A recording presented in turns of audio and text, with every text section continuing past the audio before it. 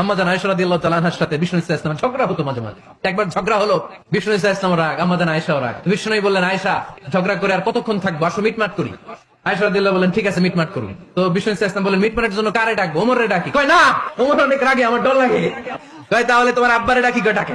ডেকে নিয়ে আসা হলো।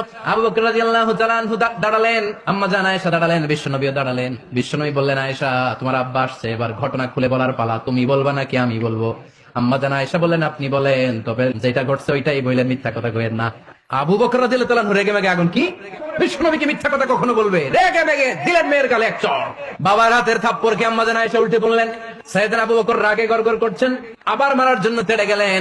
এবার বাঁচার জন্য আম্মা জান আয়েশা বিশ্বনবীর পিছনে যে আশ্রয় নিলেন, বিশ্বনবী বাঁচানোর জন্য দুই হাত মেলে দাঁড়িয়ে গেলেন। বিশ্বনবী যখন দুই হাত মেলে দাঁড়িয়ে গেলেন, সাইয়েদনা আবু বকর রাদিয়াল্লাহু আনহু থেমে গেলেন।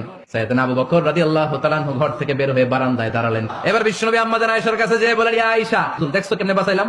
আপনি না থাকলে বর্তমানে ফেলতো আজকে। আমি বাঁচাইছি তোমারে, আমি আমার লগে ঝগড়া করো তুমি? লজ্জায় পড়ে আম্মা জান আয়েশা খিলখিল করে হেসে দিলেন, বিশ্বনবীও হেসে দিলেন। দুইজনের হাসির মধুর আওয়াজ শুনে সাইয়েদনা আবু বকর বাইরে থেকে অবাক, কিরে এতক্ষণ না ঝড় তুফান, এখন দেখি হাসি।